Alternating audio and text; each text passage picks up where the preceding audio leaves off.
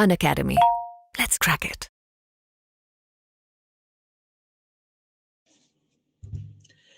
Hello and नमस्कार everyone, good morning, स्वागत, welcome आप सभी का मैं दिल से और पूरे इमोशन के साथ में वेलकम करता हूं इस लिंकिंग रेगुलर बैच 4.0 की ओरिएंटेशन क्लासेस के अंदर। देखो, यूं तो कहने को क्या होता है कि जब तक हम किसी चीज का प्लान नहीं बनाते तब तक उसको एग्जीक्यूट करने का मजा नहीं आता। ये बात नोट कर लेना, ये बहुत ही जरूरी एस्पेक्ट होता है कि हमारा स्ट्रेटजी, हमारा रणनीति, हमारा वे ऑफ परफॉर्मिंग, हमारा मेथड ऑफ एग्जीक्यूशन, ये हमें कहीं न कहीं जो है ना पता होना चाहिए। अदरवाइज वो चीज हमेशा एक तरीके से पेंडेंसी के सेगमेंट को शो करती रहती है। तो सबसे पहले मैं आप सभी की अटेंडेंस जो है इस क्लास के अंदर लेने जा रहा हूं। तो आप में से जितने भी कैंडिडेट्स हैं, जिन जिन का नाम आता चला जाता है, वो कैंडिडेट्स अपने आप को एक बार एक्टिवेट मोड में डालते हुए, ठीक है। भले ही ये ऑनलाइन क्लास है, लेकिन मैं आपको इस बात का भी विश्वास दिलाता हूं कि कहीं न कहीं हम लोग जो है पूरा उसी कनेक्टिविटी के साथ कनेक्ट होंगे जैसा हम लोग फेस टू फेस चीजों को डील करते हैं। और यकीन मानिए, क्या होता है कि जब आप ऑनलाइन क्लासेस के अंदर चीजों को ऑब्जर्व कर रहे होते हैं और आपके पास आपकी स्टडी टेबल पर, आपके स्टडी रूम की दीवारों पर जो कंटेंट लिखा हुआ है, जो बेरेट आपके पास पड़े हैं, उन बेरेट को फटाफट फटाफट इस्तेमाल करना, ये हमारे लिए उल्टा इजी हो जाता है। वरना सोचो, आप अगर कहीं पर 2 किलोमीटर दूर जाके तैयार होके जा रहे हो तो आना जाना, उसका समय खर्च होना वगैरह। क्योंकि देखो, अगर आपको 7 बजे कोई ऑफलाइन क्लास अटेंड करने जाना है तो घर से 6 बजे माइंड मेकअप करके उठना पड़ता है कम से कम। जबकि इसकी बजाय यहाँ पर ऑनलाइन क्लास आप 6 बजे उठ के रिविजन करें, मेडिटेशन करें, उसके बाद में 7 बजे क्लास के अंदर अपेयर हो जाए। हाँ जी, so in this class I can see Kusum ji present, Nancy ji present है, यहाँ पर आकांक्षा जी प्रेजेंट है, पूजा जी, कामिनी जी प्रेजेंट है, और साथ में अदर कैंडिडेट्स भी हैं जिनके नाम यहाँ पर नहीं दिख रहे। शेफाली जी प्रेजेंट है, गौतम जी प्रेजेंट है यहाँ पर, अर्पित जी, आदर्श जी और विश कुमार जी प्रेजेंट है, प्रियांशी जी, नुपुल जी प्रेजेंट है यहाँ पर, रविंद्र जी, निखिल जी और ख्याति जी प्रेजेंट है, श्रेय जी, ज्योति जी प्रेजेंट है, शुभम जी आ चुके हैं, अमन जी प्रेजेंट है यहाँ पर, और पल्लवी जी प्रेजेंट है, परविंदर जी प्रेजेंट है, सोनम जी प्रेजेंट है, ओके। और साथ ही साथ में यहाँ पर प्रियंका जी हैं, विजय जी हैं, लिप्सा जी हैं, सीमा जी हैं, शुक्ला जी हैं, शिखा जी, पूजा जी, प्रमिल जी हैं, लोकेश जी है, जूली जी हैं, गायत्री जी हैं और मौसम जी प्रेजेंट है। देवेश कुमार जी प्रेजेंट हो चुके हैं। अब जो कैंडिडेट किन्हीं का नाम किसी कारण से रह गया है तो उन कैंडिडेट्स को भी मान लेता हूँ कि प्रेजेंट है, या फिर फटाफट बता दो सर। मी जैसे निधि जी प्रेजेंट है यहाँ पर, आकाश जी आ चुके हैं, मनीष जी है, प्रियंका जी है, ओके, निकिता जी आप भी प्रेजेंट है यहाँ पर, स्थित पंडन जी भी आ चुके हैं, किरण जी और आजरा जी, राधिका जी प्रेजेंट है। चूंकि देखो क्या होता है, प्रियंका जी आपने रेज हैंड कर रखा है, I will connect with you. पहले मैं थोड़ी वो बातें कह देता हूँ जो मैं याद करके आया हूँ, फिर मैं भूल जाऊंगा, ठीक है। I will connect with you. तो शाहिना जी, राधिका जी आप भी प्रेजेंट है यहाँ पर, okay. Prince Kumari you are also there. देखो, आप में से क्या होता है कि जिन जिन कैंडिडेट ने अन अकेडमी का ये ऐप का सब्सक्रिप्शन ले रखा है, तो क्या होता है अन अकेडमी के अंदर है ना, कोर्स बेस्ड चीजें कम होती है और पीरियड बेस्ड चीजें ज्यादा होती है। पीरियड बेस्ड का मतलब क्या है? सपोज करो आपने 1 जनवरी को सब्सक्रिप्शन लिया, एक बार ध्यान से समझ लीजिए इसको। 1 जनवरी 2023 को आपने सब्सक्रिप्शन लिया है, 12 महीने का, कितना, 12 मंथ का आपने सब्सक्रिप्शन ले रखा है। तो आपके पास में अन अकेडमी ऐप पर जुडिशरी की ऑल क्लासेस, जुडिशरी की ऑल क्लासेस, ऑल कोर्सेज, है ना, ऑल क्लासेस जो भी है या और जो भी कोर्सेज लॉन्च होगा, उसका सबका आपको एक्सेस मिल जाता है 31 दिसंबर 2023 से लेकर, ठीक है। तो मतलब ऐसा नहीं है कि जो आपने बैच ज्वाइन किया उसके अलावा आपको कोई दूसरा एक्सेस नहीं मिलेगा। तो आज की क्लास के अंदर भी कुछ कैंडिडेट जो है वो पुराने वाले होंगे, पुराने तो मतलब इन द सेंस कि पुराने बैच के होंगे, क्योंकि जिनको एक्सेस मिला हुआ है। तो आप लोग इत्मीनान से इस चीज को ऑब्जर्व कीजिएगा, ठीक है। आपकी जो क्लासेस है वो अपनी जगह पर तो चलेगी चलेगी, ये आपके लिए एक तरीके से एड ऑन चीज है, okay. It will be done 9:30 बजे। आदर्श कुमार जी निश्चिंत रहिए, जब मैंने कहा है तो it will be done. Now अब आ जाते हैं अपन मेन सेगमेंट के अंदर। यहां पर अपन बात करते हैं शुरुआत की पहली क्लास, जो हमारे लिए किस तरीके, देखो ओरिएंटेशन सेशन जो है ना, वो सिर्फ आपको ये बताने वाला है कि किस तरीके से आपकी पढ़ाई मूव ऑन करनी चाहिए, ठीक है। किस तरीके से आपकी पढ़ाई जो है मूव ऑन करनी चाहिए। एक बार मैं आप सभी के कमेंट्स को मैं चाहता हूं कि आप एक बार उसको बिल्कुल शांत मौन में रख लीजिए और मेरी बातों को ऑब्जर्व कीजिए। अब आप ये इंडिया का मैप देख पा रहे हो, ये आपके पूरे इंडिया का कंप्लीट एक तरीके से मैप है, जहां पर अलग अलग राज्यों से अलग अलग कैंडिडेट्स क्या करता है, जुडिशरी की तैयारी करता है। जो जो बातें बता रहा हूँ सीधा दिमाग तक जाने देना, सीधा दिमाग के अंदर क्या करना, एंटर है जो करने देना, ठीक है। आ, आपका क्या नाम है? अजरा जी। ये ओरिएंटेशन क्लास है, अभी यहाँ पर कोई सब्जेक्ट अपन डील नहीं कर रहे हैं, ठीक है। यहाँ पर मैं methods of linking law deal है जो करूंगा, ठीक है, क्योंकि इन मेथड से हम लोग पढ़ाई करने वाले हैं, जिनको जानना आप लोगों के लिए जरूरी है। ओके, यस, हाँ जी। तो यहाँ पर जैसे आप इंडिया का मैप देख पा रहे हो, ये बिल्कुल आपकी लेटेस्ट वाला मैप है, जिसके अंदर जम्मू कश्मीर को इस तरीके से डिवाइड डिवाइड भी कर रखा है। तो लद्दाख, जम्मू कश्मीर, हिमाचल प्रदेश, पंजाब, हरियाणा, उत्तराखंड, उत्तर प्रदेश, नेपाल, दिल्ली, राजस्थान, गुजरात, मध्य प्रदेश, बिहार, झारखंड, छत्तीसगढ़, उड़ीसा। मैं ये जानता हूं कि आपको भारत के राज्यों के नाम पता है, ये मैं जानता हूं। लेकिन एक सवाल मैं आपसे पूछता हूं कि जब कभी भी किसी भी राज्य का नाम आता है और वो राज्य आपका होम स्टेट नहीं है, जैसे मैं राजस्थान से हूं और राजस्थान मेरा होम स्टेट नहीं है, मतलब मैं राजस्थान, सॉरी, ये मेरा राजस्थान होम स्टेट, राजस्थान के अलावा अगर मुझे कोई स्टेट कोई दिया जाए, तो क्या मैं बंद आंखों से उस स्टेट का नक्शा रिकॉल कर पा रहा हूं? आप में से कितने कैंडिडेट्स हैं जो अपने होम स्टेट के अलावा अगर किसी राज्य का नाम आए तो उसके नक्शे को दिमाग में रिकॉल कर पा रहे हैं? ईमानदारी से बताना, ठीक है, ईमानदारी से बताना, सिर्फ इसलिए नहीं कि क्लास में आपको दूसरों को इंप्रेस करना है।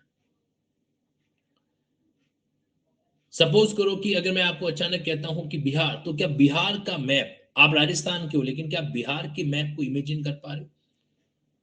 अगर मैं आपसे कहता हूं कि तमिलनाडु, तो क्या तमिलनाडु के मैप को आप ऑब्जर्व कर पा रहे हो?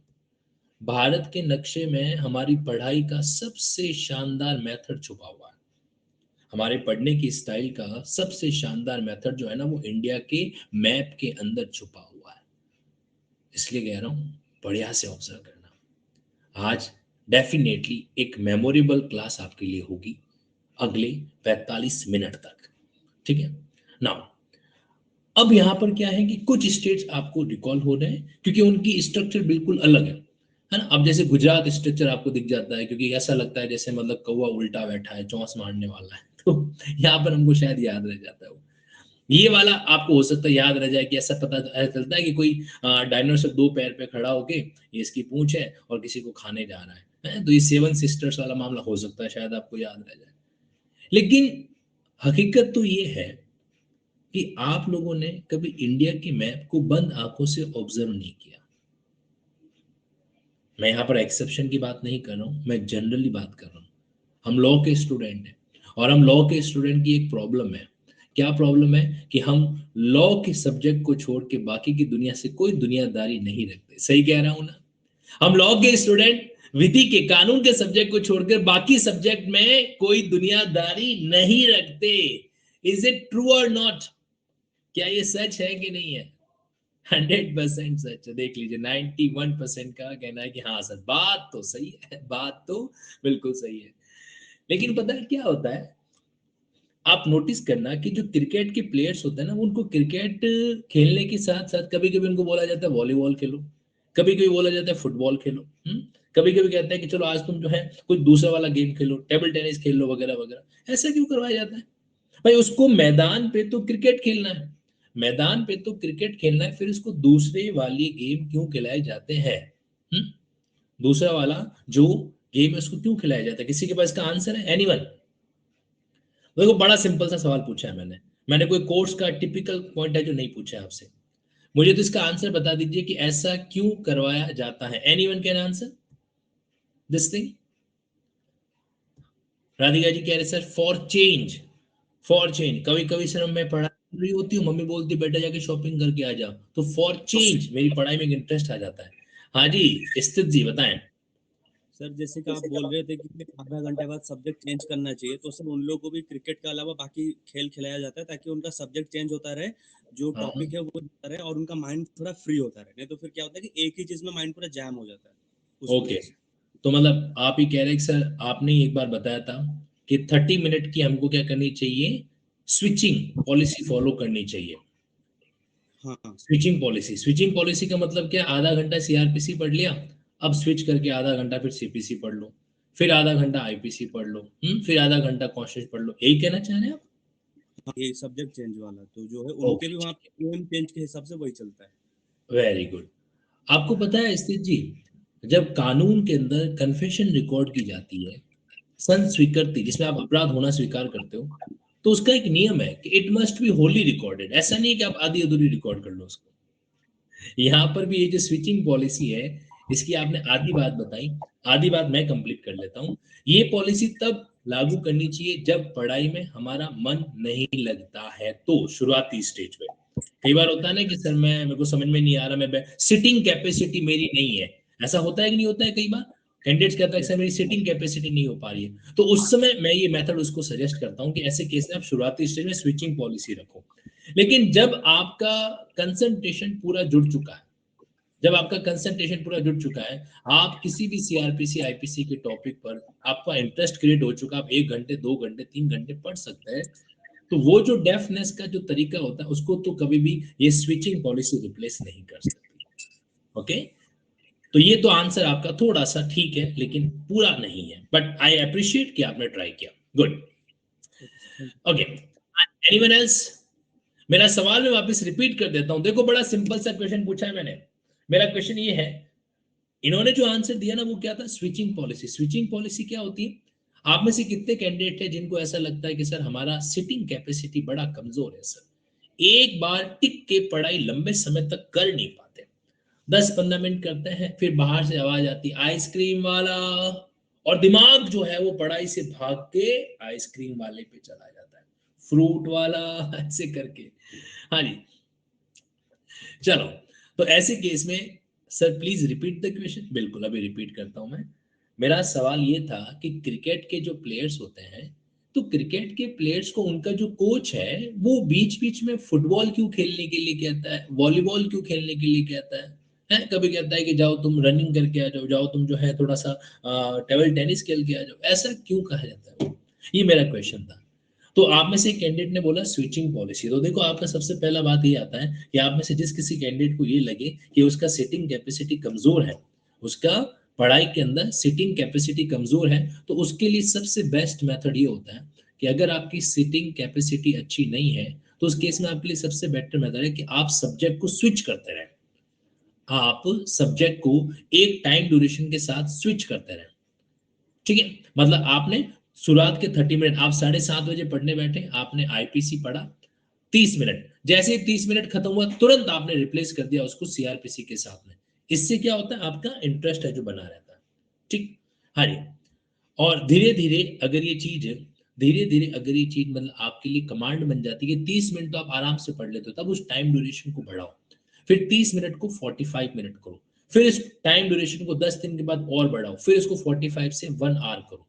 मैं आपको ये बात लिख कर दे सकता हूं if you want, but affidavit का खर्चा आपको बेयर करना पड़ेगा, नोटरी भी आपको करवानी पड़ेगी, बाकी मैं लिख के दे दूंगा। क्या? कि ये मेथड आपका कंसंट्रेशन, आपकी सिटिंग कैपेसिटी को एक नेक्स्ट लेवल तक लेके जा सकता है। ओके जी, चलिए अब हाँ जी, और कोई ट्राई करेगा मेरे सवाल का जवाब? ये तो चलो इन्होंने एक बात बता दी कि स्विचिंग पॉलिसी, लेकिन this is not the perfect one. ये परफेक्ट आंसर नहीं था। आप में से कोई है? To increase the flexibility of players. Vipasha ji सही जा रहे हो, अपने जो प्लेयर्स हैं, जो खिलाड़ी हैं, उनकी फ्लेक्सिबिलिटी को, फ्लेक्सिबिलिटी मतलब एकदम आराम से फटाफट स्विच कर सके, इसलिए है? अचानक वो यूं घूम सके, अचानक यूं घूम सके, ब्रेकिंग डांस करना है ना उनको, सॉरी ब्रेक डांस करना होता है, इसलिए फ्लेक्सिबिलिटी चाहिए होती है। ये रीजन है, और कोई रीजन? अदर गेम से जुड़े रहने के लिए। हाँ सही बात है, क्रिकेट का क्या भरोसा, कभी कोच निकाल देवे, तो लाइफ में प्लान बी तो होना चाहिए, इसलिए उनका कोच क्या करता है, उनको बोलता है बेटा तुम हॉकी भी सीख लो, है कभी तुमको क्रिकेट से निकाला जाए तो जाके हॉकी तो खेल लोगे, है हॉकी से निकाला जाए तो टेबल टेनिस तो खेल लोगे, इसीलिए अदर गेम से जुड़े रहने के लिए। शाबाश निकी जी। और किसी के पास कोई जवाब? यहाँ पे प्रियंका जी ने क्या लिखा है? ताकि वो मल्टीटास्क कर सके। अच्छा, ये बात भी सही है, मल्टीटास्क कर सके, है ना, ताकि वो कल घर जाए तो पोछा भी लगा सके, झाड़ू भी मार सके। हर एक गेम का एक उसका एक स्पेसिफिक आइडिया लेकर मेन गेम में इन लिंक करके अप्लाई करें। आकाश जी बिल्कुल सही जा रहे हो, है ना। अब मैं आ जाता हूँ इस पॉइंट पे, सर एक ही खेल से इंसान ऊब जाता है। वाह, देखो इस बोरिंगनेस के लिए हिंदी शब्द गायत्री जी ने दे दिया है, ऊब जाता है। क्या होता है? ऊब जाता है। To develop the spirit of game. चलो मैं ही आंसर दे देता हूँ। Refreshing, boost the power of mind plus body for few minutes, divert the mind. ठीक है, चलिए अब जो मैं बता रहा हूँ उसको आप ऑब्जर्व कीजिएगा और कोशिश करना और मुझे बताना कि आप मेरे से सहमत हो कि नहीं हो। देखो, एक शब्द होता है जिसको अपन बोलते हैं इंटरेस्ट। ये ऐसा शब्द है जो सुनने को तो मिलता है, बोलने को भी मिलता है, लेकिन समझ में आसानी से नहीं आता है नहीं? पापा कहते हैं कि बेटा तेरा इंटरेस्ट है वो सब्जेक्ट ले, है ना, 10वीं के बाद में 10th आपने कंप्लीट की, फिर घर वाले क्या बोलेंगे कि भाई मैं तो मेरे बेटे पे कोई दबाव नहीं डाल रहा, मैंने तो उसको बोल दिया तेरा जो इंटरेस्ट का सब्जेक्ट है वो ले। अब प्रॉब्लम ये है कि इंटरेस्ट किस में है यही तो पता नहीं चल रहा। आपके साथ भी हुआ होगा, है नहीं? लगभग लगभग 80% स्टूडेंट के साथ ये घटनाएं घटती हैं। मैं उम्मीद करता हूं आपके साथ भी ऐसा हुआ होगा, हाँ या ना? ओके, 90% के साथ हो गया। मतलब आप और हम एक ही बिरादरी के, है ना? आप और मैं जो है वो एक ही प्रजाति के प्राणी हैं और सबके साथ इस तरह की घटनाएं घट चुकी है। चलो, तो ये टॉपिक होता है इंटरेस्ट वाला टॉपिक। मतलब अब इसमें जो है इंटरेस्ट किस तरीके से क्रिएट किया। तो देखो, इंटरेस्ट क्रिएट करने के कई सारे मेथड होते हैं और इनमें से एक मेथड होता है कि आप अपने काम में कोई ऐसी चीज देखें जो आपको डायरेक्टली किसी और काम में सीधे तरीके से देखी जा रही है। जैसे मैं आपको एक एग्जांपल देता हूं। अब ये प्लेयर किसका है? ये प्लेयर है क्रिकेट का। ये प्लेयर किसका है? क्रिकेट का प्लेयर है। ठीक है, अब समझना इसको अच्छी बात से। और दूसरी तरफ है हॉकी। दूसरी तरफ है हॉकी। अब क्रिकेट के प्लेयर को बोला जाता है कि जाके एक बार हॉकी खेल के आ। जाके एक बार क्या करो, हॉकी है जो खेल के आओ। आपको पता है हॉकी का एक नियम होता है। हॉकी का एक नियम होता है कि जिस तरीके से एक पुलिस वाला एनकाउंटर करने जा रहा है तो बाकी के 2-3 पुलिस वाले उसको कवर देते हैं। कवर का मतलब समझते हो? उसको प्रोटेक्ट करता है कि यूं नहीं कि जब वो जा रहा है और पीछे से कोई उसको गोली मार दे तो उसको कवर दिया जाता है। हॉकी का भी एक नियम होता है कि जो प्लेयर हॉकी से उस बॉल को, हॉकी की गेंद को जो है गोल करने के लिए ले जा रहा होता है, तो बाकी के प्लेयर कहीं कहीं जो है उसको एक नया के कवर देता है। मतलब हॉकी का जो गेम है वो पूरा का पूरा एक तरीके से ग्रुप गेम की तरह डील है जो होता है। ग्रुप गेम की तरह डील, आपको बॉल पास ऑन करनी पड़ेगी। आपको एक से दूसरा, दूसरे से तीसरा, तीसरे से चौथा, चौथे से पांचवा। कभी हॉकी का गेम देखना एक बार आप, ठीक है, देखना। उससे क्या होता है, मतलब वो लोग पूरा ग्रुप में काम करते हैं। और अगर उन्होंने ग्रुप में काम नहीं किया, सोचो आप, यहां पे बना हुआ है गोल स्टैंड, इधर भी बना हुआ है, ये हॉकी का पूरा मैदान है। अब सोचो आप, ये आप हो, ये आप हो, आपके हाथ में हॉकी। इमेजिन कर लो भाई, इमेजिन करने में क्या जाता है ना? बाकी तो हम लोग हॉकी का सदुपयोग पता नहीं आजकल दुनिया कहीं और करने लग जाती है, लेकिन लेकिन बाकी हॉकी का जो मेन पर्पस है वो क्या है? हॉकी खेलना। तो अब इस बंदे के पास है हॉकी, यहाँ पर उसके पास में बॉल आ गई। बॉल आ गई। अब ये अकेला ही लेके जा रहा है, अकेला ही यहां से करता करता करता यहां तक जा रहा है। लगभग पूरी संभावना है कि बीच में अपोजिट टीम का कोई न कोई प्लेयर इससे बॉल छीन लेगा। लेकिन वहीं इसी जगह पर ये क्या कर रहा है, अपनी बॉल को इस प्लेयर को पास ऑन करता है, फिर यहां से इस प्लेयर के पास आती है, यहां से इस प्लेयर के पास आती है, यहां से इस प्लेयर के पास आती है। पास ऑन करते करते करते करते बॉल अगर इस तरीके से आती ना, तो सामने वाली टीम को कम चांस मिलता है कि वो उनसे उनकी बॉल छीन सके और फाइनली ये गोल में तब्दील हो जाता है। अब ये जो बात मैं आपको क्यों बता रहा हूं पता है? क्रिकेट का प्लेयर यहां पर आके क्या करता है, यहां पर आके वो ग्रुप स्पिरिट सीखता है। यहाँ पे आके वो एक दूसरे पर भरोसा करना सीखता है। और ये बात क्रिकेट में डायरेक्टली नहीं आती। क्रिकेट में ऐसा होता है क्या, है कि एक खिलाड़ी बॉल पकड़ लेगा फील्डिंग के अंदर, फिर वो डायरेक्टली वहां पे थ्रो नहीं करेगा, वो दूसरे खिलाड़ी को पकड़ाएगा, दूसरा तीसरे को पकड़ाएगा, तीसरे। क्रिकेट में ऐसा नहीं होता है, लेकिन कहीं कहीं एक जो है ना दूसरे खिलाड़ी पे ट्रस्ट क्रिएट होता है और वो ट्रस्ट 100% आपके क्रिकेट में काम आता है। अब सपोज करो आपने बॉल को जो है टिक किया, मतलब जैसे जस्ट प्ले किया, उसको प्ले करने के बाद बॉल साइड में गई। अब सामने वाला बंदा दौड़ गया रन लेने के लिए, आपका जो पार्टनर था बैटिंग के टाइम में वो रन लेने के लिए दौड़ गया, तो आप भी उसके ऊपर भरोसा करके एक बार दौड़ सकोगे। मतलब इन शॉर्ट कहने का मतलब ये है कि दूसरे गेम में जाके उनको एक ऐसी चीज मिलती है जो उनके खुद के गेम में थी नहीं। अपने आप में एक स्पिरिट क्रिएट होता है, अच्छा वो जो हॉकी वाला तरीका है वो तरीका हमें यहाँ पर विश्वास क्रिएट करना पड़ेगा, फेथ करना पड़ेगा। तो इसलिए क्या होता है, उनको दूसरे गेम में भेजा जाता है, दूसरे गेम की चीजों को वो ऑब्जर्व करके आते हैं, और जब वो ऑब्जर्व करके आते हैं तब आप वाली बात करूंगा मैं, उनके माइंड को एक चेंज मिलता है, और जब चेंज मिलता है तो डेफिनेटली इंसान बेटर तरीके से परफॉर्म करता है। इसलिए हम लोग क्या करते हैं, स्विचिंग पॉलिसी को फॉलो करते हैं कि अचानक आप सीपीसी से सीआरपीसी में जाओगे, आईपीसी में जाओगे, फिर वापस अगर आप सीपीसी में जाओगे ना तो एक इंटरेस्ट बना रहेगा, हो सकता है सीआरपीसी की किसी टेक्निक को आप सीपीसी में इस्तेमाल करो। क्या बोला मैंने, सीआरपीसी की किसी टेक्निक को आप सीपीसी में इस्तेमाल करो। हो सकता है कॉन्स्टिट्यूशन के किसी कॉन्सेप्ट को आप सीआरपीसी में इस्तेमाल करो, हो सकता है इंडियन पिनल कोड के किसी कॉन्सेप्ट को आप इंडियन कॉन्ट्रैक्ट एक्ट में इस्तेमाल करो। तो जब किसी एक सब्जेक्ट के कॉन्सेप्ट को सिमिलरिटी के आधार पर, यूनिफॉर्मिटी के आधार पर दूसरे सब्जेक्ट में इस्तेमाल करते हैं, तब बेसिकली होती है लिंकिंग। ओवरऑल जो बात मैं आपको समझाना चाह रहा हूं वो ये है कि कहीं कहीं जो है ना, आपका हर एक सब्जेक्ट क्या करता है, दूसरे सब्जेक्ट को इफेक्टिव बनाता है। ये छुपा हुआ तथ्य है। देखो लॉ के अंदर ही ये बात पाई जाती है, किसी और सब्जेक्ट में हम इस चीज को ऑब्जर्व नहीं कर सकते। मतलब क्या होता है कि आपके एक सब्जेक्ट के अंदर दूसरे सब्जेक्ट को पढ़ने का एक मेथड होता है, एक गेम के अंदर दूसरे गेम को खेलने का एक टेक्निक छुपा रहता है। And that's really matter. That's really matter. Okay? और यही बात आपको क्या करनी है, बढ़िया तरीके से ऑब्जर्व है जो करनी है। खैर चलो, अब वापस आ जाता हूं मैं इंडिया के नक्शे पर। बात समझ में आई? हो सकता है आप में से कुछ अभी मेरी इस बात से एग्री करो, कुछ कैंडिडेट लेटर स्टेज पे करो, लेकिन मैं आपको ये यकीन के साथ कह सकता हूं कि करोगे जरूर, करोगे जरूर, क्योंकि ये टेक्निक वर्क करती है और ये टेक्निक मैं आपको सिखाना चाहता हूं। और इस बात की मुझे आप इजाजत देना कि इस मामले के अंदर मैं एकदम बेफिक्र होके, एकदम बिंदास होके आपसे हर बात शेयर कर सकूं। ये मत कहना कि नहीं सर आप तो लॉ के टीचर हो, आप हमको बेरेट की पढ़ाओगे तो ही हम सुनेंगे, बाकी आपकी किसी भी चीज को हम नहीं सुनने वाले ना, ऐसा मत कहना।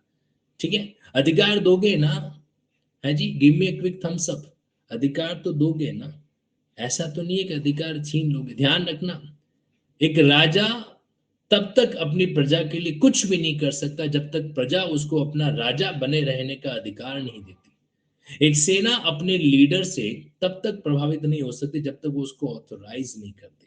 ठीक है, चलिए अब मैं आ जाता हूं वापस इंडिया के मेंबर। ये आज आपका होमवर्क है, आपकी मेडिटेशन टेक्निक का आज मैं एक परीक्षण करने वाला हूं। परीक्षण को बोलते हैं, एक एग्जाम है जो लेने वाला हूं। मेडिटेशन के बारे में आपने सुना है, आज मैं आपको पहली ही क्लास में वो टेक्निक सिखाने की कोशिश करने वाला हूं। ये इंडिया का मैप है जिसके बारे में आप लोग काफी टाइम से जानते हो, बहुत टाइम से इसके बारे में आपने क्या कर रखा, ऑब्जर्व है जो कर रखा है। लद्दाख, जम्मू कश्मीर, हिमाचल प्रदेश, पंजाब, उत्तराखंड, दिल्ली, राजस्थान, मध्य प्रदेश, गुजरात, महाराष्ट्र, तेलंगाना, आंध्र प्रदेश, कर्नाटका, तमिलनाडु, केरला। सबसे नीचे आपके क्या आ रहा है, केरला और तमिलनाडु। सबसे देखा जाए तमिलनाडु। तो अगर कहा जाए ऊपर से नीचे तो लद्दाख से लेकर आपके क्या आ रहा है, तमिलनाडु आ रहा है। लद्दाख से लेकर तमिलनाडु, यानी कि आपके टॉप से लेकर बॉटम तक, उत्तर से लेकर दक्षिण तक, पूर्व से लेकर पश्चिम तक, वगैरह वगैरह। ये आपके अलग अलग जो है स्टेट आ रहे हैं, यानी कि भारत जो है इस तरीके से डिवाइड हो रहा है। मैं आपको क्लास के एंड में एक प्लस ग्रुप का लिंक शेयर करूंगा, आप में से जो भी न्यू कैंडिडेट्स हैं वो उस टेलीग्राम के प्लस ग्रुप से कनेक्ट हो जाना, ताकि ताकि आप लोगों के बीच में मैं वो टास्क भी असाइन कर सकूं जो हो सकता है मैं क्लास में ना कर पाऊं। ये एज इट इज इंडिया का जो मैप है मैं आपके बीच में शेयर करने वाला हूं, और कल आप लोगों को क्या करके आना है, सिंपली इस मैप को ऑब्जर्व करके आना है, और इस तरीके से ऑब्जर्व करना है कि जब मैं आपके सामने नाम बोलूं उड़ीसा, तो आपके दिमाग में उड़ीसा का ये स्ट्रक्चर आना चाहिए कि अच्छा भारत के नक्शे में ये बे ऑफ बंगाल जहां पर है ना, बंगाल की खाड़ी, तो बंगाल की खाड़ी के जस्ट पास में उड़ीसा है। अब आपने एक लिंक कर दिया कि भाई कहां पर है उड़ीसा, बंगाल की खाड़ी के पास में। उड़ीसा के जस्ट ऊपर ही वेस्ट बंगाल है, उड़ीसा के जस्ट नीचे आंध्र प्रदेश है, आंध्र प्रदेश है, आंध्र प्रदेश के नीचे जस्ट तमिलनाडु है। इस तरीके से आपको अपने माइंड को तैयार करना है। वापिस सुन लो मैं क्या कहना चाह रहा हूं, आपको ये करना है कि आप इंडिया के मैप को ऑब्जर्व करके आओगे। मैं चुनौती देता हूं तुम्हारे ऑब्जर्वेशन मेथड को। मैं यहां पर क्या कर रहा हूं, चुनौती दे रहा हूं तुम्हारे ऑब्जर्वेशन मेथड को। हिम्मत अगर है तुम्हारे अंदर, तुम्हारी पढ़ाई को लेकर तुम्हारा विश्वास है, तो कल मुझे ये टास्क कंप्लीट करके लाके दीजिए। मतलब शब्द बोलूं और आपके दिमाग के अंदर वो स्टेट का नक्शा जो है वो क्लिक हो जाए। यकीन मानो, हमें हमारे मस्तिष्क का 200% इस्तेमाल करना है अगर हमको जुडिशरी क्रैक करना है तो। 200%। मतलब जहां पे दुनिया सोच नहीं पाती, वहां पे उस टेक्निक से हम वर्क करेंगे। ये आपका जो ऑब्जर्वेशन होगा ना, मतलब अच्छा, आपको ऑब्जर्व कैसे करना है ये भी मैं आपको सिखा देता हूँ। आपको ऑब्जर्व ऐसे करना है कि जैसे ये छत्तीसगढ़ है, ये छत्तीसगढ़ है ना, छत्तीसगढ़ को देख लिया पूरी आंखों से, सरी आंखों से इसको एक बार देख लो। अच्छा, छत्तीसगढ़ ठीक है, लेफ्ट में मध्य प्रदेश है, महाराष्ट्र, तेलंगाना है, उड़ीसा है, झारखंड है। मतलब एक तरीके से सेंटर के पॉइंट से जस्ट पास में ही आ रहा है। ओके, छत्तीसगढ़। फिर आंखें बंद करो, फिर बंद आंखों से उसी नक्शे को वापस रिकॉल करो। क्या देखा आपने कि मध्य प्रदेश के जस्ट राइट साइड में छत्तीसगढ़ है। मध्य प्रदेश के जस्ट राइट साइड के अंदर छत्तीसगढ़ आ रहा है, छोटा सा स्ट्रक्चर ऐसे ऐसे बना हुआ है, ठीक है, ओके। अब आपने क्या किया, जो आपने खुली आंखों से चीज को ऑब्जर्व किया, वही चीज आपने क्या कर दी, बंद आंखों से वापस रिकॉल कर दी। ये आपका अपने आप में क्या होता है, एक वर्चुअल इमेजिनेशन क्रिएट करता है। मैं कई बार यूट्यूब पर भी कह चुका हूं और आपको क्लास के अंदर भी बता चुका हूं कि जब आप कभी किसी चीज को देखते हो और देखने के तुरंत बाद अगर आप आंखें बंद करते हो तो बंद आंखों से वो आपको दिखाई देगी। एग्जाम्पल लेते हैं, मेरे पास में ये छत्तीसगढ़ का एक पेपराथॉन बुकलेट है, ठीक है। अब मैं छत्तीसगढ़ पेपराथॉन बुकलेट के सिर्फ कवर पेज को देख रहा हूं। कवर पेज को देखते देखते देखते देखते देखते मैंने अचानक आंखें बंद कर दी। कुछ सेकंड्स तक बंद आंखों से भी मुझे छत्तीसगढ़ की बुकलेट का कवर पेज दिखाई दे रहा है। ये आप भी ट्राई कर लो। देखो, स्क्रीन पर फोकस, स्क्रीन पर फोकस करो, आपको छत्तीसगढ़ का बुकलेट दिखाई दे रहा है। इसको सिर्फ 5 सेकंड तक थोड़ा ऑब्जर्व करो और क्लोज योर आइज। अब मुझे बताओ, बंद आंखों से भी आपको कुछ सेकंड तक छत्तीसगढ़ की बुकलेट विजुलाइज हो रही है, हाँ या ना? इसको वर्चुअल मेमोरी बोलते हैं। और ये मैं नहीं कहता, ये साइंटिफिक चीज है और जो वाकई में इंसान की बॉडी में वर्क करती है। इस टेक्निक को अपना सबसे बड़ा हथियार बना दो। देखो, तुम्हारा लॉ का कोई भी कॉन्सेप्ट पेंडिंग नहीं रहेगा। आई एम एश्योरिंग यू, आपके लॉ का कोई भी section, explanation, illustration, proviso, subsection, clause, section, कुछ भी पेंडिंग नहीं रहने वाला। ना शेड्यूल की एंट्री पेंडिंग रहेगी। That's I am assuring you. Only one thing I want from you कि आप अपना ऑब्जर्वेशन सबसे स्ट्रॉन्ग करो। देखो, कल आप जज बन जाओगे ना, तो भी उस केस के अंदर आपको ऑब्जर्वेशन करना है। आपको पता है, आपने कई बार देखा होगा कि जज साहब कोर्ट में बैठे हैं, कोर्ट में बैठे बैठे मान लीजिए कोई बात आती है, तो फिर वो सोचते हैं। मैं आपको रिकॉल करवाता हूं, आप में से कितने कैंडिडेट्स ने जॉली एलएलबी पार्ट 2 देख रखी है? वो अक्षय कुमार वाली जॉली एलएलबी पार्ट 2 देख रखी है? आप में से कितने कैंडिडेट ने देख रखी, बताइए। वेरी गुड, आप में से लगभग लगभग 80% ने देख रखी है। एंड आई वुड रिकमेंड, कभी कभार आपका मन करे तो कुछ लॉ से जुड़ी हुई मूवीज जरूर देखा करो। उसमें एक सीन आता है, उसमें एक सीन आता है जब अक्षय कुमार किसी ऐसे विटनेस को पेश करने के लिए कहता है जिसका सामने वाला वकील विरोध करता है। वो कहता है, साहब ये क्या तरीका है, ना कोई प्रायर नोटिस, ऐसे कैसे प्रोड्यूस किया जा सकता, वगैरह वगैरह। तो वहां पर उन दोनों के बीच में हॉट टॉक होती है। अक्षय कुमार कहता है कि कर सकते हैं, सामने वाला जो लॉयर है वो कहता है नहीं कर सकते। फिर उस समय फिर जज साहब पता है क्या करता है, जज साहब एक एक्टिंग करता है। जज साहब इस तरीके से चश्मा उतारता है और यूं सोचता है, यूं सोचता है, ऐसे ऐसे करके सोचता है। आप लोग भी कई बार करते होंगे, करते हो कि नहीं करते हो, है ना? इस तरीके से वो सोचता है। बेसिकली उस समय वो अपने माइंड के अंदर एक ऑब्जर्वेशन डाल रहे होते हैं कि बीइंग अ जज मुझे ये करना चाहिए कि नहीं करना चाहिए। अगर करना चाहिए तो कोई दिक्कत तो नहीं है, मतलब कानून मेरे को पावर तो दे रहा है। जज के पास डिस्कशनरी पावर होती है सेक्शन 136 में किसी भी एविडेंस को एडमिशन में करवाने की। चलो ठीक है, फिर वो कहता है हाँ बुला लिया जाए। तो यहां पर उस समय भी उस क्रिटिकल सिचुएशन के अंदर भी, और मैं आपको बताना चाहता हूं वो सच्चाई है, कई बार ऐसा होता है, कई बार ऐसा होता है कि कोर्ट को जो है कुछ डिसीजन लेने पड़ते हैं और आप अपना भविष्य उसी फील्ड के अंदर देख रहे हैं। तो ऑब्जर्वेशन बहुत बड़ी चीज है जो होती है, और हमारा पढ़ाई जो है वो इसका एक्सेप्शन नहीं है, ठीक है। तो यहां पर आपको क्या करना पड़ेगा, आपको कल की क्लास में इन स्टेट के बारे में, इन स्टेट के बारे में ऑब्जर्वेशन करना है। अब देखो एक चीज मैं आपको और बताना चाहता हूँ। पहली चीज क्लियर है, फर्स्ट एस्पेक्ट में यहाँ पर लिख लेता हूँ। आपका जो टास्क मैंने दिया है वो कौन सा टास्क दिया है कि आप जो है इंडिया के मैप का वर्चुअल इमेजिनेशन करके आएंगे, इंडिया के मैप का वर्चुअल इमेजिनेशन करके आओगे। ठीक है, मतलब आपके सामने कोई भी स्टेट अगर दिया जाए तो आप क्या कर सको, उस स्टेट की बाउंड्रीज को, उस स्टेट की लोकेशन को ऑब्जर्व कर सको। ठीक है, अब देखो ये तो है हमारा एक एंगल। इसके लिए आपको क्या करना पड़ेगा, अपनी वर्चुअल मेमोरी को इस्तेमाल करना है, ऑब्जर्व करना है इंडिया के मैप को बढ़िया तरीके से। अब साथ ही साथ मैं आपको एक चीज और बताता हूं, हालांकि ये चीज मुझे आज की क्लास में नहीं बतानी चाहिए, मुझे नेक्स्ट अगली क्लास में बताना चाहिए था, लेकिन चूंकि आप लोग दुनिया से थोड़े मैच्योर हो, दुनिया अपने कंपटीशन की तैयारी कब करती है, जब वो 12+3 के लेवल की होती है। आप लोगों का लेवल है 12+5 में या 12+3+3 में, तो आप थोड़े से एडवांस हो, है ना। आपको जो है घर वालों के ताने थोड़े जल्दी मिलेंगे अगर सिलेक्शन नहीं लिया, कुछ हासिल नहीं किया। क्यों? क्योंकि उन्हें थोड़ा ना पता है कि भाई लॉ के ग्रेजुएशन में एक्स्ट्रा टाइम लगता है। उनको तो इतना ही पता है कि यार तुमने 12वीं की थी, 12th का एग्जाम 2016 में दे दिया, आज 2023 होने को आया, अभी तक कुछ हो ही नहीं तुम, है ना। तो आपके ऊपर है ना ये दबाव थोड़ा एक्स्ट्रा है, ये दबाव एक्स्ट्रा है। You must admit this fact, आपको ये बात स्वीकार करनी पड़ेगी, है ना। तो ऐसी सिचुएशन के अंदर आप लोग मुझे लगता है थोड़े से ज्यादा मैच्योर हो, इसलिए आज आपको मैं एक टेक्निक और साथ साथ में सिखा देता हूं, है ना। ध्यान से सुनिएगा। स्थित जी यार आप है ना ये काम करो, आप 9:30 की क्लास में मिलो sir. When I told you that it is an orientation class, then you should not disturb the running class, please. Try to understand. मेरे लिए सारे कैंडिडेट बहुत इंपॉर्टेंट है, ट्राई टू कनेक्ट इट। तो मैं यहाँ पर ये क्या करवा रहा हूँ, I am not teaching it, I am teaching it. देखो मुझे क्लास में थोड़ा सा समझो, ऐसी कोई भी चीज जो दूसरे स्टूडेंट का फ्लो तोड़े, not acceptable. Okay, I will see you in the next class 9:30। हाय, वापस कनेक्ट हो जाओ आप सब लोग। तो पहला पॉइंट क्या था कि इंडिया के मैप के अंदर हमें क्या करना है, हर स्टेट को ऑब्जर्व कर देना है ना। ऑब्जर्वेशन से आपका माइंड जो है ना वो क्लिक करेगा, आपकी एक मेमोरी डेवलप हो जाएगी, और फिर जब आप पढ़ाई के अंदर चीजों को करोगे ना तो कहीं कहीं आपके लिए वो ज्यादा बेनिफिशियल एस्पेक्ट क्रिएट करेगा।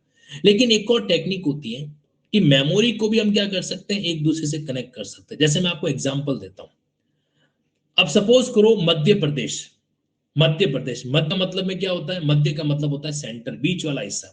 अब ये पूरे इंडिया का अगर बीच वाला हिस्सा अपन निकाले तो क्या बनेगा, जैसे देखो अगर मैं यहां से सपोज करो ये मैंने एक सेंटर पॉइंट लिखा और इसको मैं बड़ा करता जा रहा हूं, एक काम करता है यहां से करता है, ये मैंने इंडिया का, अब देखो ये इसको राउंड किया तो सेंटर पॉइंट कहां पे आ रहा है इसका, इसका जो सेंटर पॉइंट है वो आपको कहां पर दिखेगा, लेट्स सी।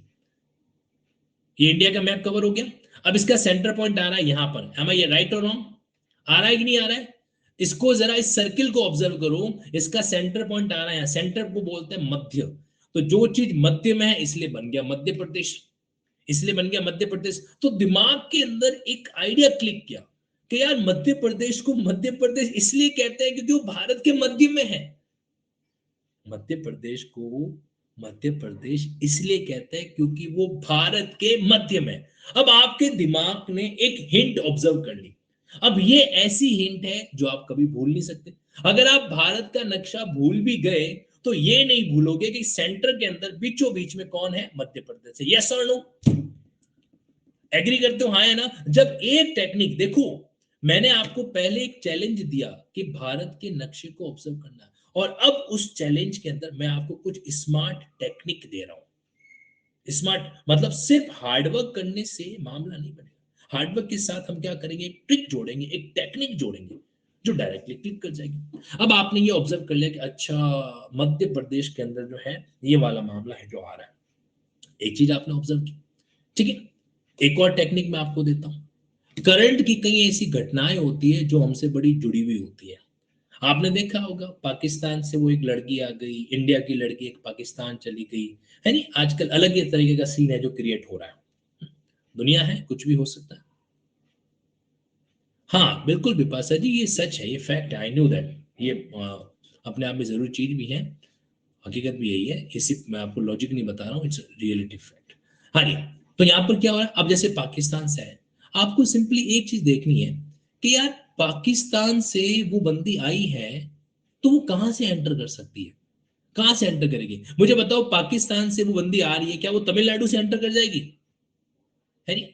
क्या वो तमिलनाडु से ऐसे, मतलब यहां से छलांग मार के वो कृष्ण की तरह समुद्र में तैरते तैरते तैरते तैरते ब्लू व्हेल से बचते बचते बचते बचते यहां से आएगी और यहां से एंटर कर जाएगी?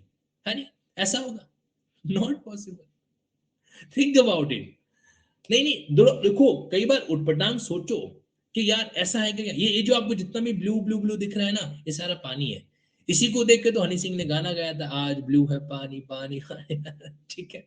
तो ये जितना भी आपके स्ट्रक्चर है, वो सारा के सारा क्या है, वो सारा के सारा आपके जो है समुंदर है। तो यहाँ से अब देखो, यानी कि अगर वो पाकिस्तान से आई है, तो पाकिस्तान से वो यहाँ से आ नहीं सकती, तमिलनाडु वगैरह से आ नहीं सकती, आंध्र प्रदेश से आ नहीं सकती, कर्नाटका से आ नहीं, क्योंकि ये सारे समुंदर के एरिया है। ये सारे क्या है, समुंदर के एरिया है, यहाँ से यहाँ तक के वाले। तो इधर से तो पॉसिबल है नहीं। अच्छा, वो कोई जादू मंत्र करना तो जानती नहीं, यहाँ से गायब होके यहाँ से आ जाएगी और फिर इधर से एंटर कर जाएगी। तो अपने दिमाग को एक लॉजिक दो कि यार वो कहीं कहीं अगर आई है ना, तो या तो गुजरात से, या राजस्थान से, या पंजाब से, या फिर जम्मू कश्मीर की टेरिटरी से, यहां से आई होगी, और तो कहीं से आ नहीं सकती। तो चार ही ऑप्शन है उसके पास में, गुजरात, राजस्थान, पंजाब, जम्मू कश्मीर। अब अपने दिमाग को एक इंस्ट्रक्शन दो कि यार ये राज्य जो है ना, वो पाकिस्तान की बाउंड्री को टच करता है। गुजरात, राजस्थान, पंजाब और union territory of Jammu Kashmir, ये चार चीजें क्या होती हैं, ये आपके, और देखा जाए तो लद्दाख का भी कुछ हिस्सा इस तरीके से। तो ये तीन तो राज्य और दो यूनियन टेरिटरी पाकिस्तान को क्या कर रही है, टच है जो कर रही है। अब ये आपने अपने दिमाग के अंदर एक लॉजिक सेट किया, क्या लॉजिक सेट किया? उसका नाम क्या था, पाकिस्तान से आई है जो, अंजू, अंजू, सीमा, सीमा हैदर, यही नाम था ना उसका? ठीक है, ओके। तो अब आपने दिमाग में लॉजिक करो कि यार वो सीमा हैदर आई कहां से, या तो वो राजस्थान से, राजस्थान के बॉर्डर एरिया से आई होगी, या गुजरात का बॉर्डर एरिया, या पंजाब का है, या फिर आपके सामने जो यूनियन टेरिटरी, कौन कौन सी यूनियन टेरिटरी है, जम्मू कश्मीर की, लद्दाख की, वहां से आई होगी। तो इससे आपका माइंड एक इनपुट ले रहा है। क्या इनपुट ले रहा है? कि भाई पाकिस्तान की बाउंड्री से ये चीज कनेक्ट हो रही है।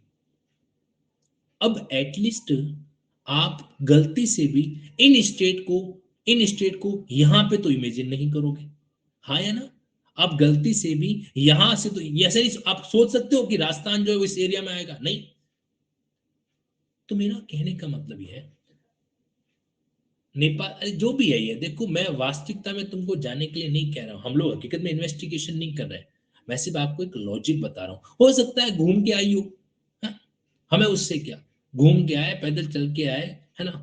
तो अब मेन मुद्दा हमारा ये कि हम इस एंगल से ये चीज ऑब्जर्व कर सकते हैं कि भैया पाकिस्तान की बाउंड्री है, तो संभावना है कि वो यहाँ से इस तरीके से आई है जो होगी।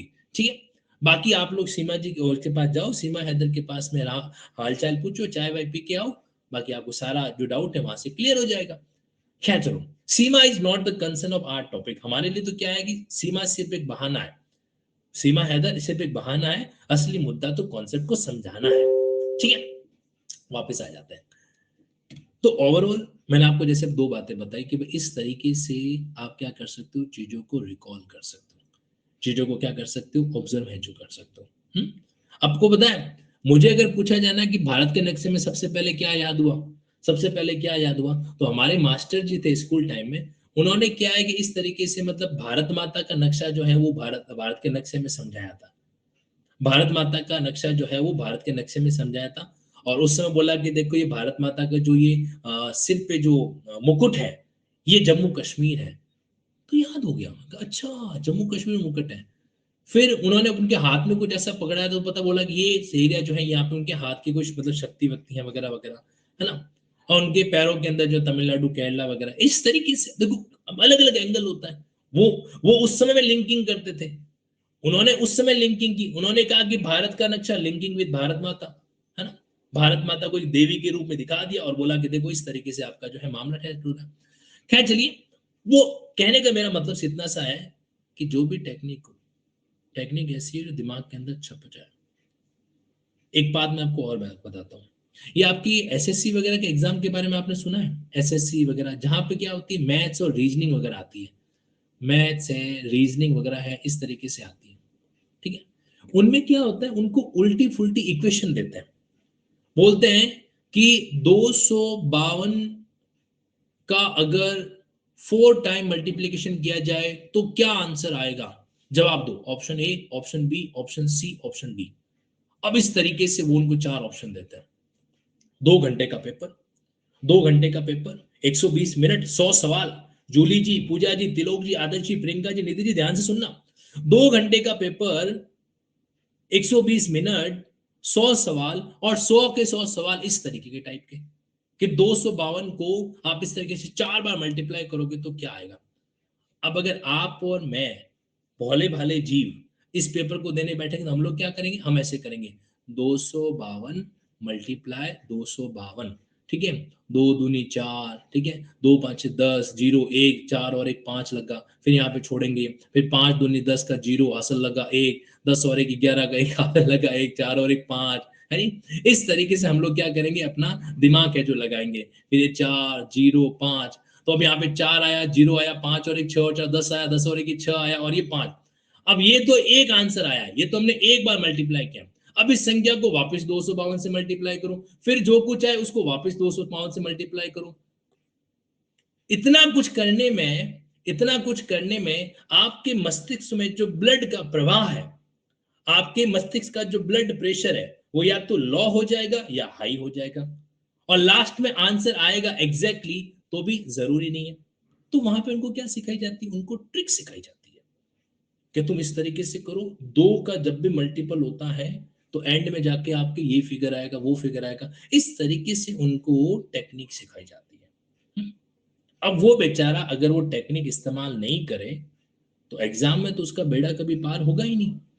फिर कैसे सॉल्व करेगा वो, फिर वो उसको किस तरीके से सॉल्व करता है। टेक्निक मैं आपको बताता हूं, जैसे एग्जाम्पल के तौर पर अगर कहा गया कि भैया जैसे कि 210 को आपको जो है 4 से मल्टीप्लाई करना है, तो स्वाभाविक है कि यार एंड में जिसके 0 है तो एंड में 0 ही आएगा। अब आपके 4 ऑप्शन में से किसी 2 ऑप्शन में 0 है, बाकी ऑप्शन में एंड में 0 ही नहीं है, तो आप इतना तो दिमाग लगा सकते हो ना कि अगर लास्ट में किसी के 0 है तो उसको आप जितनी बार भी मल्टीप्लाई करोगे तो एंड में तो 0 देखेगा ही देखेगा। हम्म? खैर चलो जो भी है, वापस आ जाता हूं मैं सिर्फ इतना कहना चाहता हूं कि जिस तरीके से एसएससी के मैथ्स वाले पेपर में टेक्निक जरूरी होती है, तो थोड़ा बहुत टेक्निक हमको भी करना पड़ेगा, कुछ टेक्निक्स का इस्तेमाल हमें भी करना पड़ेगा। और ये जो चीज है, आप मान के चलें कि ये आपका लिंकिंग भी एक तरीके का टेक्निक ही है, जो आपको ये बताएगा कि इस तरीके से आप चीजों को ऑब्जर्व करो। जैसे हमने मध्य की लिंकिंग कर दी तो हमें क्लियर हो गया कि मध्य प्रदेश भारत के नक्शे में सेंटर के अंदर है जो आता है, ठीक है। अच्छा, मैं क्लास में कई बार एग्जाम्पल देता हूं कि पढ़ाई करो तो हनुमान जी की तरह, पढ़ाई करनी है तो पवन पुत्र हनुमान की तरह करो। ऐसा क्यों? Do you remember that episode, बोला कि मेघनाथ ने लक्ष्मण को ऐसा कुछ बाण वाण मारा, लक्ष्मण मूर्छित, है ना, राम ने कहा व्हाट टू डू, तो हनुमान ने बोला don't worry I am here. Hanuman ji उड़े गए, फ्लाइंग जेट की तरह उड़ गए वहां पे, और जाके ढूंढना था संजीवनी, और वो संजीवनी समझ में आया नहीं, पूरा का पूरा पहाड़ उठाया, फटाफट आ गए, है नहीं। मतलब मांगा संजीवनी, लेकर आ गए पूरा का पूरा पहाड़। तो हम भी तो ऐसा कर सकते हैं, हम भी तो ऐसा कर सकते हैं, एग्जाम के अंदर नहीं, एग्जाम के अंदर नहीं, लेकिन अपने पढ़ाई करने के दौरान तो कर सकते हैं। सोचो कि आपने मध्य प्रदेश को समझ लिया कि मध्य प्रदेश में ही है, तो मध्य प्रदेश के ऊपर कौन है, देखो ऊ फॉर ऊपर, तो मध्य प्रदेश के ऊ फॉर ऊपर, ऊ फॉर उत्तर प्रदेश है। ऊपर का मतलब उत्तर दिशा। देखो आपको पता है नक्शे में उत्तर दिशा कहां होती है, ऊपर होती है, कहां होती है, नॉर्थ आपके नक्शे में कहां होता है, ऊपर ही होता है ना। नॉर्थ को हिंदी में क्या बोलते हैं, मैं आपको एक लॉजिक बता रहा हूं, हाँ? इस लॉजिक को जाके ज्योग्राफी के टीचर से क्रॉस चेक मत करवा देना, वरना बोलेंगे तुम्हारे तुम्हारे लॉ पढ़ाने वाले सर तो पागल हो चुके हैं, है नहीं। अब देखो नॉर्थ, नॉर्थ को बोलते हैं अपन उत्तर दिशा, तो मध्य प्रदेश के उत्तर में कौन है, तो मध्य प्रदेश के उत्तर में उत्तर प्रदेश है, मध्य प्रदेश के उत्तर में उत्तर प्रदेश है, ये भी याद हो गया, ये भी हमको क्या हो गया, इस तरीके से याद हो गया क्या, मध्य प्रदेश के उत्तर में यानी कि ऊपर में। तो यहां पर हमने एक छोटा सा कनेक्शन जोड़ दिया, छोटा सा क्या कर दिया, इस तरीके से लिंकिंग है जो जोड़ दिया, ये हमारा काम हो गया। यहाँ पे एक तरीके से हमारा काम क्या हो गया, आसान है जो हो गया। आप एक चीज और कर सकते हो, पूछो क्या, आप भारत के नक्शे में उन राज्यों को एक साथ लिख लो जिनके पीछे प्रदेश आता है। ये अलग चैलेंज है। मैं क्या कह रहा हूं, उन राज्यों को ढूंढ के निकालो जिनके एंड में प्रदेश आता है, जैसे मध्य प्रदेश, उत्तर प्रदेश, और बताओ आंध्र प्रदेश। अब देखो ना, अब आपको याद होगा, अब आपको ये 4 स्टेट याद हो जाएंगे कि भाई मध्य प्रदेश आ गया, एमपी आ गया, फिर यूपी आ गया, फिर उसके बाद में आपके हिमाचल प्रदेश आ गया, फिर आपके आंध्र प्रदेश एपी आ गया, फिर अरुणाचल प्रदेश आ गया। तो इस तरीके से आपको कम से कम 5 स्टेट तो याद हो गए। और किसी को मिस कर रहे हैं क्या? मेरे ख्याल से 5 ही है। तो 5 स्टेट तो हमारे सामने आ गए, 1 2 3 4। तो हमने क्या कर दिया, हमने प्रदेश शब्द की लिंकिंग कर दी। कहे भाई मेरे को भारत के सारे राज्यों के नाम याद करने, अभी कर देता हूं। सबसे पहले प्रदेश की लिंकिंग कर देता हूं, मध्य प्रदेश, हिमाचल प्रदेश, आंध्र प्रदेश, उत्तर प्रदेश, अरुणाचल प्रदेश। तो प्रदेश डन। तो अब एक शब्द से आपने क्या कर दिया, 5 राज्यों के नाम याद कर दिए। अब अगर आप अपने दिमाग से पूछोगे ना कि भाई तुझे भी याद हुए कि नहीं हुए 5 नाम, तो आपका दिमाग बोलेगा हाँ मुझे याद हो गए। अब कुछ टाइम पहले तक हो सकता है हम चीजों को याद नहीं कर रहे थे, हम याद नहीं कर पा रहे थे, लेकिन अब हमारे माइंड में याद हो गया कि प्रदेश 5 होते हैं। तो सबसे पहला टास्क यही दे दो कि भाई भारत के नक्शे में ये प्रदेश कहाँ कहाँ पाए जाते हैं, उन्हीं को याद कर लेते हैं। तो आप देखोगे ये मध्य प्रदेश, ये उत्तर प्रदेश, ये आंध्र, यहाँ पे आ गया आपके आंध्र प्रदेश। तो यहाँ पर एक पॉइंट यहाँ से कनेक्ट हो जाता है कि आपके क्या हो जाएगा, आंध्र प्रदेश का मामला जो इस तरीके से डील हो जाएगा। ये आपके हिमाचल प्रदेश, ये भी आ गया। तो इस वे में आपके सेगमेंट क्या किया जा सकते हैं आसानी से। और ये रहा अरुणाचल प्रदेश, ये 5 हो गए। ये 5 चीजें यहाँ पर आपके क्या हो गई, कनेक्ट है जो हो गई। खुद के स्टेट के आसपास वाले इजीली, हाँ ये भी लॉजिक है, बिल्कुल सही बात है विपाशा जी, आता हूं मैं उस पॉइंट पर भी। लेकिन मुझे ये बताओ कि आप लोगों को ये प्रदेश की लिंकिंग समझ में आई कि नहीं आई? आपको ये प्रदेश की लिंकिंग समझ में आई कि नहीं आई, हाँ या ना बता दीजिए मुझे।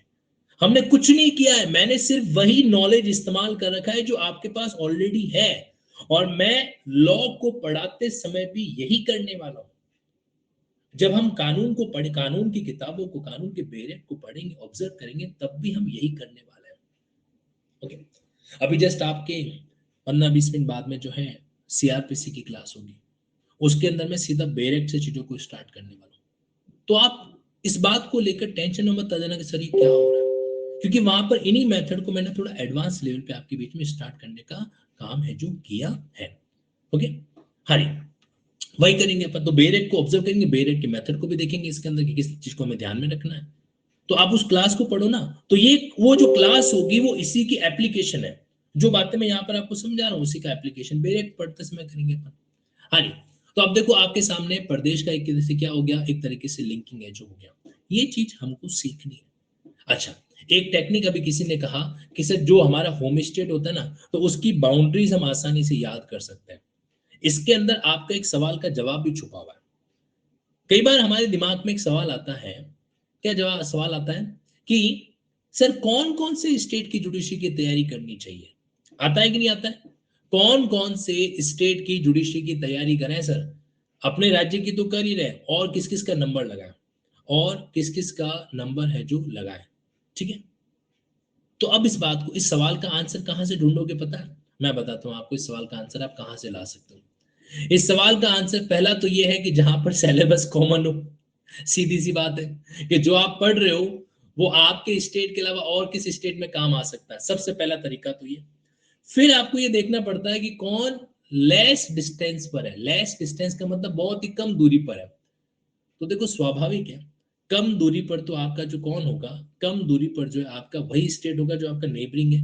और तीसरा, जहां पे लैंग्वेज का बैरियर जो है वो नहीं हो, लैंग्वेज का बैरियर नहीं हो, यही आप ऑब्जर्व करोगे। अब इसमें सेकंड फैक्टर को उठाओ, लेस डिस्टेंस। भाई अगर आपको राजस्थान से गुजरात एग्जाम देने जाना है, चले जाओगे, लेकिन राजस्थान से तमिलनाडु एग्जाम देने जाना है तो, हालांकि वहां पर तो लैंग्वेज का बैरियर भी है, बट फिर भी वहां पे एग्जाम देने जाना है तो बड़ा मुश्किल काम है। राजस्थान से आपको बिहार एग्जाम देने जाना है तो थोड़ा मुश्किल काम है। राजस्थान से आपको यहाँ पे झारखंड एग्जाम देने जाना है तो थोड़ा आपको दो पूरा राज्य क्रॉस करना पड़ेगा, और जबकि यहाँ पे सीधा पॉइंट आ जाएगा आपके सामने। ये भी आपके लिए हेल्पफुल है जो हो सकता है। मतलब नेबरिंग स्टेट का आपने एक टेक्निक पकड़ लिया। आपको अपने राज्य के आसपास सारी बातों को देखना है कि भाई राजस्थान के हमारे नीचे जो है गुजरात की तरफ गुजरात वाला मामला आ रहा है, पंजाब हरियाणा आ रहा है, यहाँ पे ये पड़ा, यहाँ से दिल्ली का रास्ता, उत्तर प्रदेश मध्य प्रदेश, तो 1 2 3 4 5। अब राजस्थान के कैंडिडेट्स के लिए 5 ऑप्शन है। राजस्थान के कैंडिडेट्स के लिए राजस्थान के अलावा 1 2 3 4 5। अब इनमें से कुछ ऑप्शन को अपन हटा देते हैं, 5 नहीं सॉरी 6 ऑप्शन होंगे। दिल्ली को भी एक ऑप्शन क्रिएट कर लेते हैं अपन। हालांकि दिल्ली राज्य नहीं है, दिल्ली स्टेट नहीं है, दिल्ली एक नेशनल कैपिटल टेरिटरी है, ठीक है। नेशनल कैपिटल टेरिटरी एक तरह का यूनियन टेरिटरी ही होता है। तो यहाँ पर आपके 1 2 3 4 5 6 ऑप्शन है। अब गुजरात को आपको हटाना पड़ेगा, क्यों? क्योंकि यहाँ पर गुजराती भाषा का बोलबाला है। अब गुजराती आती है तो ठीक है, नहीं आती है तो फिर मामला गड़बड़ है। तो गुजराती भाषा है, तो इसके अलावा 1 2 3 4 5 तो हमने, अच्छा पंजाब के अंदर भी प्रॉब्लम है पंजाबी भाषा को लेकर। तो फिर आपके पास राजस्थान वालों के पास कितने स्टेट बचे? हरियाणा, दिल्ली, उत्तर प्रदेश, मध्य प्रदेश, 1 2 3 4। ये एक चीज आपने ऑब्जर्व की, क्या ऑब्जर्व किया? कि भाई जो हमारा नेबरिंग स्टेट है उसके बारे में हमको पता है, जो होना चाहिए उसके बारे में हमको पता होना चाहिए, वगैरह वगैरह। खैर, तो मेन जो बात आ रही, मेन जो मुद्दा आ रहा है वो सिर्फ इतना है कि हमें टेक्निक को इस्तेमाल करना चाहिए, और टेक्निक को इस्तेमाल करते हुए चीजों को आगे बढ़ना चाहिए। तो आपको मैं वापस रिकॉल करवा देता हूं कि आज आपका होमवर्क क्या क्या होने वाला है। तो आपका होमवर्क बड़ा स्पेसिफिक है। आपको भारत का पूरा नक्शा, इंडिया का जो पूरा का पूरा मैप है, वो आप क्या करके आओगे? ऑब्जर्व करके आओगे। आपको पता है, अब जैसे उत्तराखंड है, ये सारे प्रदेश ऐसे हैं जहां पर मतलब नदियां बहती रहती। क्यों? क्योंकि इस साइड में आपका हिमालय है, तो हिमालय से जब नदी बहती है तो पहले यहाँ पर आएगी, वगैरह वगैरह। इस तरीके से इस स्टेट में उत्तर प्रदेश में आती है, एंटर करती है। उत्तर प्रदेश में आपके प्रयागराज वगैरह वगैरह, इधर आती नहीं है। इसका बहाव इस तरीके से होता है, राजस्थान बेचारा सूखा पड़ा रह जाता है। इसीलिए यहाँ पे हमारे दोहरे ज्यादा रहते हैं, ठीक है। हाँ जी, ओके। एग्जाम लैंग्वेज इंग्लिश नहीं होता है क्या? हाँ, तो उसमें क्या हुआ? आज के टाइम में इंग्लिश और हिंदी ये तो बहुत बेसिक चीज हो गई भैया, बहुत बेसिक है जो चीज हो गई है। इंग्लिश तो आप समझ लो कि मैंडेटरी पार्ट है जो हो गया। लेकिन फिर भी भारत की मोस्ट ऑफ वैकेंसी जो है वो जिन स्टेट में आती है, वो स्टेट आपके मध्य प्रदेश, उत्तर प्रदेश है, राजस्थान हो गया वगैरह है ना। इनमें कंपेरेटिवली बिहार है, ज्यादा रहती है क्योंकि यहाँ पर पॉपुलेशन ज्यादा है, ठीक है। चलो जी, तो ये बातें हम क्या करेंगे, कल की क्लास में वापस डिस्कस करेंगे। अब कल की क्लास में भारत का नक्शा मुझे कौन रिकॉल करवाता है, लेट्स सी, ठीक है। और मजा तब आ जाए जब आप में से कोई एक कैंडिडेट भारत के नक्शे का प्रिंट आउट निकाले जिसमें नाम नहीं लिखा हुआ है, फिर इसको ऑब्जर्व करें।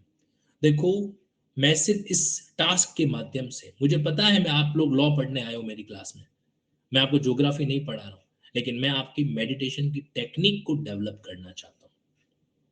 और उसका एकदम सबसे सरल तरीका, जो बेसिक तरीका है, वो मैंने आपके सामने रखा। आज की क्लास समझ में आई, हाँ या ना, यस और नो? आज मैंने जो आपको एक बेसिक बातें बताई है वो आपके दिमाग के अंदर क्लिक हुई?